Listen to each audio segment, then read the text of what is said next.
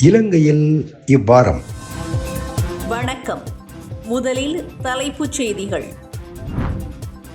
யாழ்ப்பாணத்தில் இளைஞர் எழுப்பிய கேள்விகளுக்கு பதிலளிக்காது நழுவிச் சென்ற அமைச்சர் மற்றும் அதிகாரிகள். தமிழ் தேசிய அரசியல்வாதி நடராஜ் ரவிராஜின் கொலை வழக்கில் திருப்பம், மீண்டும் விசாரிக்க உத்தரவு. மலையக தமிழ் மக்களை இழிவுபடுத்தும் MP அர்ஜுனா, குற்றப்புலனாய்வு பிரிவில் முறைப்பாடு. தமிழ் தேசிய கூட்டமைப்பின் முன்னாள் நாடாளுமன்ற உறுப்பினர் நடராஜா ரவிராஜ் படுகொலை வழக்கில் 3 கடற்படை புலனாய்வு அதிகாரிகள் உட்பட குற்றம் சாட்டப்பட்டவர்களுக்கு முன்னர் வழங்கப்பட்ட விடுதலையை ரத்து செய்து மேல்முறையீட்டு நீதிமன்றம் மீள் விசாரணைக்கு உத்தரவிட்டுள்ளது. உயர் நீதிமன்ற தீர்ப்பை எதிர்த்து சட்டமா அதிபர் மற்றும் பாதிக்கப்பட்ட தரப்பினர் மேன்முறையீடு செய்திருந்த நிலையில் சட்டமா அதிபர் தாக்கல் செய்த மனு மீதான விசாரணையின் தீர்ப்பை நீதிபதிகளான B. சசி மகேந்திரன் மற்றும் அமல் ரணராஜா ஆகியோர் அடங்கிய அமர்வு அறிவித்துள்ளதாக பாதிக்கப்பட்டவர்கள் சார்பில் முன்னிலையாகும் சட்டத்தரணி மதிசுதன் ஜெயகிருஷ்ணா தெரிவிக்கின்றார். மிஸ்டர் ரவிராஜன் மர்டர் கேஸ் ஹைகோர்ட்டில் ட்ரையல் நடந்தது. டிசம்பர் 2015 16 ஜட்ஜ்மெண்ட் வந்தது. இதெல்லாம் ஜூரி ட்ரையல் தான் நடந்தது. அது 12 மணி ஆயிட்டு முடியல. அப்போ நார்மலாக அந்த டைமில் அப்படி நடக்கிறதில்ல. அப்போ முடிஞ்சு போட்டு எல்லாரையும் குற்றம் இல்லைன்னு சொல்லி அக்விட் பண்ணிட்டாங்க. அதுக்கு அகேன்ஸ்டாக நாங்கள் கோர்ட் அப்பீலில் அப்பீல் பண்ணாங்க. அதே மாதிரி ஸ்டேட்டும் அப்பீல் பண்ணோம். அப்போ அதில் சொன்னாங்க என்னென்னா, இப்போது சில ரீசன், ஒரு முக்கியமான ரீசன் அந்த ஒரு ஆள் அரசு தரப்பு சாட்சியாக மாறிட்டார். சம்பத் மனம் பேர் இருந்தார். அவர்கிட்ட அரசு தரப்பு சாட்சியை வச்சும் வேறு சாட்சியம் வச்சுருந்தால் இந்த கேஸ் கொண்டு போடுது. அப்போ அதில் இந்த ஜட்ஜ் ஜூரிக்கு எப்படி ஒரு அக்கம்ப்ளிஷ் எவிடன்ஸை எப்படி எவாலுவேட் பண்ணணும்னு ஒழுங்காக சரியான இது கொடுக்கலன்ற காரணத்தாலே மற்ற வேறு காரணத்தாலேயும் அந்த அக்யூட்டல் செல்லுபடியாதுன்னு சொல்லி திருப்பி ரீட்ரையலுக்கு ஹைகோர்ட்டுக்கு அனுப்பினார். கிழக்கு மாகாண முன்னாள் முதலமைச்சரான பிள்ளையான் எனப்படும் சிவனேசத்துறை சந்திரகாந்தனின் உத்தரவிற்கு அமையவே இந்த கொலை இடம்பெற்றுள்ளதாக தாம் உறுதியாக நம்புவதாக தெரிவிக்கும் சட்டத்தரணி மதிசுதன் 6 சந்தேக நபர்களில் 3 பிள்ளையானுக்கு நெருக்கமானவர்கள் எனவும் தெரிவிக்கின்றார். நாங்கள் என்ன நம்புறோம், இப்போ பிள்ளையான் சொல்லி செஞ்சிருக்கிறதுக்கு சான்ஸ் நிறைய இருக்கு. இந்த 3 பேரும் பிள்ளையான் டாக்டர் தான். பிள்ளையாண்டுக்கு அந்த காலத்து அந்த யுத்த காலத்தில் இவங்க இன்டெலிஜென்ஸுக்கு சேர்ந்து வேலை செஞ்சாங்க. இந்த பராமிலிட்டரி மாதிரி, கருணாமன் மாதிரி, அப்படி அந்த ஆக்கள்ல இந்த 3 பேர், இந்த சிவகாந்தன், விவேகானந்தன், மற்றவற்று அவங்களோட இயக்க பேருன்னா சரணாக், மற்றது ஃபேபியன் ரோயிஸ்டன் துசேன், பழனிசாமி சுரேஷ் சாமி, இந்த 3 பேரும் பிள்ளையாண்ட ஆக்கள் தான். உங்களுக்கு கிடைச்ச இன்ஃபர்மேஷன் படி இந்த 3 பேரும் செஞ்சதுக்கு ப்ரூஃப் இருக்கு. இந்த மாதிரி செஞ்சதுக்கு தண்டனை கொடுக்குற அளவுக்கு தேவையான ப்ரூஃப் இருக்கு. நாடாளுமன்ற உறுப்பினர் நடராஜா ரவிராஜ் நவம்பர் 10, 2006 அன்று மோட்டார் சைக்கிளில் வந்த இனம் தெரியாத ஆயுததாரியினால் கொழும்பில் அவரது இல்லத்திலிருந்து அலுவலகத்தை நோக்கி செல்லும் வழியில் துப்பாக்கிச் சூட்டில் காயமடைந்தார். கொழும்பு தேசிய வைத்தியசாலைக்கு கொண்டு செல்லப்பட்ட அவர் சிகிச்சை பலனின்றி உயிரிழந்தார். நாடாளுமன்ற உறுப்பினர் ரவிராஜை படுகொலை செய்ய சதித்திட்டம் தீட்டியது, அவரது மரணத்திற்கு காரணமானது மற்றும் தாக்குதலின் போது அவரோடு பயணித்த காவலரை கொன்றது உள்ளிட்ட குற்றச்சாட்டுகளின் அடிப்படையில் 6 சந்தேக நபர்கள் மீது குற்றம் சுமத்தப்பட்டது. இந்த வழக்கின் சந்தேக நபர்களில் சம்பத் எனப்படும் பிரசாத் சந்தனகுமார, காமினி செனவிரத்ன மற்றும் வஜ்ர எனப்படும் பிரதீப் சமிந்த ஆகிய 3 இலங்கை கடற்படை புலனாய்வு அதிகாரிகளும் அடங்குவர். மேலும் பிள்ளையானுக்கு நெருக்கமானவர்களாக கருதப்படும் சிகாந்தன், விவேகானந்தன், ஃபேபியன் டொரிஸ்டன் துசியன் மற்றும் பழனிசாமி சுரேஷ் ஆகியோரும் சந்தேக நபர்களாக பெயரிடப்பட்டனர். 2016 ஆண்டில் ஒரு சிறப்பு நடுவர் மன்றத்தின் முன்னிலையில் நடத்தப்பட்ட இந்த விசாரணையில் ஏகமனதான தீர்ப்பின் மூலம் குற்றம் சாட்டப்பட்ட அனைவரும் விடுவிக்கப்பட்டனர். இதன் பின்னர் சட்டமா அதிபர் திணைக்களம் மற்றும் பாதிக்கப்பட்ட தரப்பினர் தீர்ப்பிற்கு எதிராக மேன்முறையீடு செய்தனர். சட்டமா அதிபரின் மேன்முறையீட்டு மனு மீதான விசாரணையின் போது சாட்சியங்களை ஆய்வு செய்த மேல்முறையீட்டு நீதிமன்றம் வழக்கை தொடர போதுமான ஆதாரங்கள் உள்ளதாக தீர்மானித்து சந்தேக நபர்களின் விடுதலையை ரத்து செய்ய தீர்ப்பளித்தது. இதற்கமைய உயர்நீதிமன்றத்தில் ஒரு புதிய விசாரணை நடத்தப்பட வேண்டும் எனவும் நீதிமன்றம் உத்தரவிட்டது. கிழக்கு மாகாணத்தில் இலங்கை அரசாங்கம் பல்வேறு வழிகளில் 1 லட்சத்திற்கும் மேற்பட்ட ஏக்கர் நிலத்தை கையகப்படுத்தி அதை சிங்கள குடியேற்றத்திற்காகவும் பல்தேசிய நிறுவனங்களுக்கு வழங்குவதற்காகவும் பயன்படுத்தி வருவதாக சிவில் சமூக ஆர்வலர் ஒருவர் குற்றம் சாட்டியுள்ளார். 2026 ஆண்டிற்கான காணி வாரத்தினை முன்னிட்டு திருகோணமலையில் கிழக்கு மாகாண நில மீட்பிற்கான வலையமைப்பினர் நடத்திய நிகழ்வில் பங்கேற்ற பின்னர் ஊடகங்களுக்கு கருத்து வெளியிட்ட குடிமக்கள் சமூக செயற்பாட்டாளர் அற்புதராஜன் டனோசன் இந்த குற்றச்சாட்டை முன்வைத்துள்ளார். குறிப்பாக எமது கிழக்கு மாகாணத்தில் சுமார் 1,00,000க்கும் மேற்பட்ட காணிகள் அரசின் 7 வகையான பொறிமுறைகளூடாக அபகரிக்கப்பட்டு சுவீகரிக்கப்பட்டு வருகிறது. குறிப்பாக தொல்லியலிடம் எனவும், பாதுகாப்பு பகுதி எனவும், வனவள பகுதி எனவும், பூஜா பூமி இடம் எனவும், வனவிலங்கு பாதுகாப்பு பகுதி எனவும், அபிவிருத்தி இடம் எனவும், சுற்றுலா பிரதேச இடம் எனவும் அடையாளப்படுத்தி சிங்கள குடியேற்றம், பௌத்த ஆலயங்களை நிறுவுதல், இராணுவ நடவடிக்கைகளுக்கு பயன்படுத்துதல், பல்தேசிய கம்பெனிகளுக்கு குத்தகைக்கு வழங்கல் போன்ற இன்னும் பல தேவைகளுக்கு பயன்படுத்தி வருகின்றனர். குச்சவெளி பிரதேச செயலக பிரிவின் கீழ் சுமார் 2000 சிங்கள குடும்பங்கள் வசிக்கும் நிலையில் அங்கு 32 பௌத்த விகாரைகள் அமைக்கப்பட்டுள்ளதாக சுட்டிக்காட்டும் டனோசன், தமிழ் சைவர்களின் வழிபாட்டு இடங்கள் தற்போது பௌத்த தேரர்களின் கட்டுப்பாட்டில் இருப்பதாகவும் குறிப்பிட்டுள்ளார். குச்சவெளி பிரதேச செயலாளர் பிரிவுக்குட்பட்ட பகுதியிலே 1958 சிங்கள குடும்பங்கள் மட்டும் வாழுகின்ற பகுதியில் 32 விகாரைகளும் அதனுடன் இணைந்த இடங்களுமாக பிரகடனப்படுத்தப்பட்டு தமிழ் முஸ்லிம் மக்களினுடைய பூர்வீக நிலங்கள் என்று பறிமுதல் செய்யப்பட்டு தொல்லியல் பகுதி எனவும், புனித பூஜா பூமி எனவும் அபகரிக்கப்பட்டு மக்களுடைய வாழ்வாதாரம் இழந்த நிலையில காணக்கூடியதாக இருக்கின்றது. எங்களுடைய வழிபாட்டு உரிமைகள் மறுக்கப்பட்டு நாங்கள் பரம்பரையாக வழிபட்டு வந்த இடங்கள் இன்று அங்கே இருக்கக்கூடிய பௌத்த மதகுருவிடம் சென்று நாங்கள் எங்களுடைய ஆலயங்களை வணங்குவதற்கான அனுமதியை பெற வேண்டிய துர்ப்பாக்கிய நிலையிலே நாங்கள் இருந்து கொண்டிருக்கின்றோம். கிட்டத்தட்ட ஆயிரக்கணக்கான ஏக்கர் வயல் நிலங்கள் இன்று பிக்குவினால் அபகரிப்பு செய்யப்பட்டிருக்கிறது. கிழக்கு தமிழ் பேசும் மக்களின் காணிகளை அரசு திணைக்களங்களும் பௌத்த தேரர்களும் சட்டவிரோதமாக கைப்பற்றுவதாக குற்றம் சாட்டப்படுகின்ற நிலையில் இலங்கையில் இடம்பெற்ற போரினால் வடக்கு மக்களின் காணி ஆவணங்கள் முற்றிலுமாக அழிவடைந்துள்ளமை குறித்து சர்வதேசத்திற்கு தெரிவிக்கப்பட்டுள்ளது. காணி உரித்துகள் குறித்த பதிவுகள் மக்களிடமோ அல்லது அரசாங்க நிறுவனங்களிடமோ இல்லை எனவும், இதனால் வடக்கு மக்கள் தங்கள் காணி உரிமைகளை உறுதிப்படுத்த முடியாமல் நெருக்கடியை எதிர்கொள்வதாக வடக்கிற்கான ஜனாதிபதியின் பிரதிநிதி ஐக்கிய நாடுகள் சபைக்கு தெரிவித்துள்ளார். வடமாகாண ஆளுநர் அலுவலகத்தில் இலங்கைக்கான ஐக்கிய நாடுகள் சபையின் வதிவிட ஒருங்கிணைப்பாளர் மார்க் ஆண்ட்ரூ பிரெஞ்ச், வடமாகாண ஆளுநர் நாகலிங்கம் வேதநாயகம் மற்றும் மாவட்ட செயலாளர்கள் குழுவினரோடு நடைபெற்ற ஒரு சிறப்பு கலந்துரையாடலில் இந்த விடயம் தெரிவிக்கப்பட்டுள்ளது.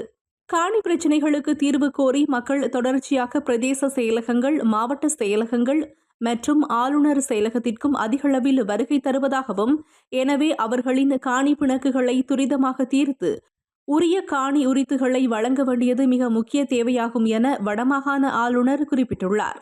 இதன்போது கருத்து வெளியிட்ட யாழ்ப்பாணம், மன்னார் மற்றும் முல்லைத்தீவு மாவட்ட செயலாளர்கள் தமது மாவட்டங்களில் வனவள திணைக்களம் மற்றும் வன உயிரிகள் திணைக்களம் ஆகியவற்றுடன் தொடர்புடையதாக மக்கள் எதிர்கொள்ளும் காணி பிரச்சினைகள் குறித்து விரிவாக சுட்டிக்காட்டினர். அதேபோல கிளிநொச்சி மாவட்ட மேலதிக மாவட்ட செயலாளரும் தமது மாவட்டத்தில் நிலவும் பல்வேறுபட்ட காணி பிணக்குகள் தொடர்பில் தெளிவுபடுத்தினார். மாகாணத்தில் சுமார் 2 லட்சம் காணி ஆவணங்கள் கையாளப்பட வேண்டியுள்ளதாக வடமாகாண காணி ஆணையாளர் இதன்போது சுட்டிக்காட்டினார். தற்போதுள்ள மட்டுப்படுத்தப்பட்ட ஆளணியை கொண்டு குறிப்பிட்ட காலப்பகுதிக்குள் இந்த பணியை நிறைவு செய்வதற்கு சேவையில் ஈடுபடும் உத்தியோகத்தர்களுக்கு விசேட ஊக்குவிப்பு கொடுப்பனவுகள் வழங்கப்பட வேண்டியதன் அவசியத்தையும் அவர் வலியுறுத்தினார். தீர்க்கப்படாத காணி பிரச்சினைகள், சேவை வழங்கல் மற்றும் சமூகங்கள் எதிர்கொள்ளும் தற்போதைய சவால்கள் உள்ளிட்ட வடமாகாணத்தின் முன்னுரிமைகள் குறித்த ஒரு முக்கியமான கருத்து பரிமாற்றம் இடம்பெற்றதாக இலங்கைக்கான ஐக்கிய நாடுகள் சபையின் வதிவிட ஒருங்கிணைப்பாளர் மார்க் ஆண்ட்ரூ பிரெஞ்ச் கலந்துரையாடலுக்கு பின்னர் தனது எக்ஸ் தளத்தில் பதிவிட்டுள்ளார். யாழ்ப்பாணம் வலிகாமம் வடக்கில் 3 தசாப்தங்களை தாண்டி இராணுவத்தினர் தம்பசம் வைத்துள்ள 100கணக்கான ஏக்கர் தமிழ் மக்களுக்கு சொந்தமான தனியார் காணிகளை விடுவிப்பது குறித்து இளைஞர் ஒருவர் எழுப்பிய கேள்விகளுக்கு பதிலளிக்காமல் ஆளும் கட்சி அமைச்சர் மற்றும் அரசு அதிகாரிகள் நழுவிய சம்பவம் ஒன்று பதிவாகியது. யாழ்ப்பாண மாவட்டத்தின் இந்த வருடத்திற்கான முதலாவது மாவட்ட ஒருங்கிணைப்பு குழு கூட்டம் யாழ்ப்பாண மாவட்ட செயலக கேட்போர் கூடத்தில் கடற்றொழில், நீரியல் மற்றும் கடல் வளங்கள் அமைச்சர் ராமலிங்கம் சந்திரசேகர் தலைமையில் நடைபெற்றது. இதன்போது வலிகாமம் வடக்கைச் சேர்ந்த இளைஞர் ஒருவர் காணி விடுவிப்பு குறித்து கேள்வி எழுப்பினார். நாங்கள் கேட்கிற விஷயம் தான், விமான நிலையம் உண்மையிலே விஸ்தரிக்கப்படும், அபிவிருத்தி நடக்கும் என்று சொன்னால் அதுக்கான காணியை மக்கள் வழங்குறதுக்கு தயார். ஆனால் அரசாங்கமும் அதிகாரிமாரும் அந்த மக்களோட நேரடியாக விஷயத்தை கதைக்கிறதுக்குரிய, அதாவது விமான நிலையத்துக்கு தேவையான காணியின் அளவை வெளிப்படுத்திருந்தேன். அதுக்குள்ள வர்ற காணிக்குரிய நஷ்டத்தை வழங்குறதுக்கு அந்த மக்களோட கேட்கலாம். மேலதிகமாக இருக்கிற காணிக்காக இந்த நிலங்களை விடுவிக்கிறதுக்குரிய வேலை செய்யலாம். ஆனால் அரசாங்கம் அது சம்பந்தமாக வெளிப்படையாங்களோட கதைக்கல.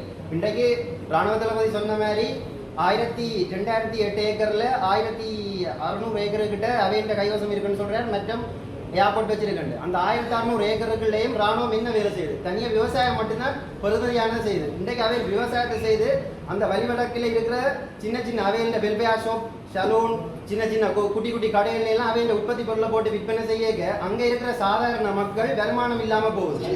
இது அமைச்சர் இப்போ இது ஒரு சாதாரண பிரச்சனையாக இருக்கலாம். உங்களுக்கு இன்னொரு 10 வருஷத்தால் அங்கே வாழ்கிற மக்கள்கிட்ட சாதாரண ஜீவனோபாயம் பாதிக்கப்பட்டு இப்போ நாங்கள் கேட்குற ஒரே ஒரு விஷயம், எங்களுக்கு காணி வெடிப்பு சம்பந்தமான ஒரு சரியான ஒரு தீர்வு, ஆணித்தரமான ஒரு தீர்வை சொல்லுங்க. மேலும் பலாலியில் அமைந்துள்ள ஆரோக்கிய மாதா தேவாலயத்தின் திருவிழாவை நடத்துவதற்கு அனுமதி மறுக்கப்படுகின்றமை தொடர்பிலும் குறித்த இளைஞர் கேள்வி எழுப்பினார்.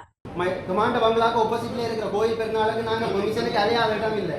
இதே இருக்கிற எல்லா அரசு உத்தியோகத்தர் மேலுக்கும் அந்த பிரச்சனை தெரியும்.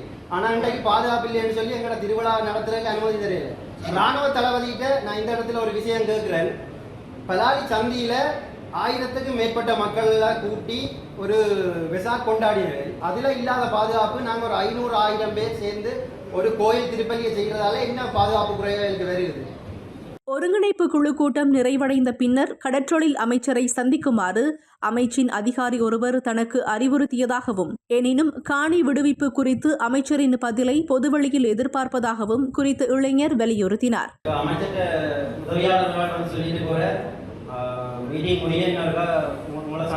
நான் கேட்டது உயரிய இந்த மக்கள் சபையில மக்களுக்கு முன்னாலேயே ஒரு விஷயத்தை கேட்டேன். நீங்க இதுல சொல்றதான் அமைச்சர் சரியான ஒரு பதில். என்ன முடிய சந்திக்க சொல்லி உங்களோட பிரதிநிதி என்கிட்ட சொல்லிட்டு போறேன். அப்ப அது சம்பந்தமா என்ன விஷயம், அது சம்பந்தமா நீங்க கதைக்க போறீங்கன்ற விஷயத்தை இதுலயே சொல்லுங்க. எங்களோட பிரச்சனை இதை தவிர போற எங்கேயும் கதைக்கப்படாது. நீங்க தனியா கூப்பிட்டு என்ன கதைக்கிறேன்னா அது என்ன மிரட்டுற சம்பந்தமான விஷயமா தான் நான் எதிர்பார்ப்பினதை தவிர தீர்வு தர்ற விஷயமா இருக்காது. தீர்வு தரக்கூடியதா இருந்தா இந்த இடத்துல நீங்க சொல்லலாம். உங்களோட ஆளுமை குறைபாடு அமைச்சர், உண்மையில நீங்க ஒரு உரிய முறையில் எங்களுக்கு பதில் சொல்ல முடியலைன்னா உங்களோட ஆளுமை குறைபாடுன்னு நான் சொல்லி இந்த இடத்துல வந்தேன். ஆனா வழிவடக்குல நாங்க இனி தொடர்ச்சியா போராட்டம் மட்டும்தான் செய்யலாம்னு நினைக்கிறேன். யாருமே எங்களை கண்டுகொள்றீங்கல்ல, போராட்டத்தோட தான் மக்கள் இனி உங்களை சந்திக்க வேண்டியது. வலிகாமம் வடக்கைச் சேர்ந்த குறித்த இளைஞர் எழுப்பிய எந்தவொரு கேள்விக்கும் அமைச்சர் சந்திரசேகரனோ அல்லது அரசு அதிகாரிகளோ தெளிவான பதிலை வழங்காத நிலையில் மக்களை திரட்டி போராட்டம் நடத்தப்போவதாக அவர் குறிப்பிட்டார். மலையக தமிழ் மக்களை தொடர்ந்து இழிவுபடுத்தும் வகையிலும் வெறுப்புணர்வை தூண்டும் வகையிலும் கருத்துக்களை வெளியிட்டு வரும் நாடாளுமன்ற உறுப்பினர் ராமநாதன் அர்ஜுனாவிற்கு எதிராக குற்றப்புலனாய்வு திணைக்களம் மற்றும் பலிஸ்மா அதிபரிடம் முறைப்பாடு செய்யப்பட்டுள்ளது. கிளிநொச்சியில் வாழும் மலையக மக்களை மிருகங்களோடு ஒப்பிட்டும் தகாத வார்த்தைகளை பயன்படுத்தியும் அவர் தனது யூடியூப் தளத்தில் வெளியிட்ட கருத்தை அடிப்படையாக வைத்தே இந்த முறைப்பாடு செய்யப்பட்டுள்ளது. கிளிநொச்சியில் இருக்கிற நாய் எல்லாம் மத்திய நாட்டில இருந்து வந்திருக்கிற நாய் 100% ஒரு சமூகத்திற்கு எதிராக வெறுப்பு பேச்சுக்களை பேசுவது பாரிய குற்றம் எனவும், ஆகவே சர்வதேச சிவில் மற்றும் அரசியல் உரிமைகளுக்கான உடன்படிக்கையின் கீழ் அவருக்கு எதிராக உரிய நடவடிக்கை எடுக்கப்பட வேண்டும் என முறைப்பாட்டை பதிவு செய்தவர்கள் வலியுறுத்தியுள்ளனர். கடந்த நாட்களிலே அர்ச்சுனா பாராளுமன்ற உறுப்பினர் அவர்கள் கடந்த பல காலங்களாக இந்த மலையக மக்களை இழிவுபடுத்தி பலவிதமான அவதூறான வார்த்தைகள், வெறுப்பு பேச்சுகளை அவர் வெளிப்படுத்தியிருந்தார். ஆனால் 2 நாளைக்கு முன்பதாக இன்னும் மோசமான முறையில் மிகவும் மலையக தமிழர்கள், குறிப்பாக கிளிநொச்சியிலே வாழுகின்ற மலையக தமிழர்களை இழிவுபடுத்தி தகாத வார்த்தைகள், அதாவது மிருகங்களை ஒப்பிட்டு அவர் தன்னுடைய இந்த வெறுப்பு பேச்சை செய்திருக்கின்றார். ஆகவே பாராளுமன்றத்திற்குள்ளே அவர் பாராளுமன்ற சலுகைகளை பயன்படுத்தி பலமுறை சொல்லியிருந்த போதிலும் இது தொடர்பான நடவடிக்கைகள் எடுக்கப்படவில்லை. ஆனால் இந்த முறை மிக தெளிவாக மிகவும் மோசமான முறையில் இந்த மலையக தமிழர்களை இழிவுபடுத்தி பேசியிருக்கின்றார். ஆகவே இவர் இதை உடனடியாக நிறுத்தி கொள்ள வேண்டும். தொடர்ந்து இவ்வாறான வெறுப்பு பேச்சுகளை பேசாமல் இருக்க வேண்டும் என்பதற்காகவும், அதே நேரம் சட்ட ரீதியான நடவடிக்கைகள் ஒரு நபருக்கு எதிராக அல்லது ஒரு சமூகத்துக்கு எதிராக வெறுப்பு பேச்சு பேசுவது ஒரு மிகவும் குற்றமான ஒரு விடயமாக நாங்கள் பார்க்கின்றோம். ஆகவே இன்றைய நாளிலே இந்த குற்றவியல் விசாரணை திணைக்களத்தினூடாக அவரை விசாரித்து அவருக்கான தகுந்த சட்ட நடவடிக்கை எடுக்க வேண்டும் என்பதை வலியுறுத்தி தான் இன்றைய நாளில் நாங்கள் மலேக சிவில் பிரதிநிதிகள் என்ற வகையில் மலேக மக்களுக்காக குரல் கொடுக்கின்ற மலேக மக்களுடைய அந்த பூமியிலிருந்து வந்தவர்கள் என்ற வகையில் அந்த சமூகத்தோடு ஒட்டி வாழ்ந்தவர்கள் என்ற வகையில் எங்களுக்கு வலிக்கிறது. இவர் தொடர்ச்சியாக இவ்வாறான வெறுப்பு பேச்சுகளை பேசுவது. ஆகவே தான் இன்றைய நாளிலே நாங்கள் முறைப்பாடு செய்வதற்காக இவ்வாறு ஒன்று கூடி வந்திருக்கின்றோம். நாங்கள் ICCPRன்னு சொல்கிறோம். அதாவது தமிழில் நாங்கள் இந்த சர்வதேச சட்டத்தினூடாக, அதாவது ஒரு இனத்துக்கோ அல்லது ஒரு சமூகத்துக்கு எதிராக வெறுப்பு பேச்சு பேசுவதற்கு எதிராக சர்வதேச சட்டம் ஒன்று இருக்கிறது. அந்த சட்டத்தின் அடிப்படையில் தான் நாங்கள் அவரை சட்டத்தின் முன் நிறுத்துமாறு கேட்டுக்கொள்கின்றோம். மீண்டும் மற்றொரு இலங்கையில் இவ்வாரம் செய்தி தொகுப்பின் ஊடாக சந்திப்போம். நன்றி.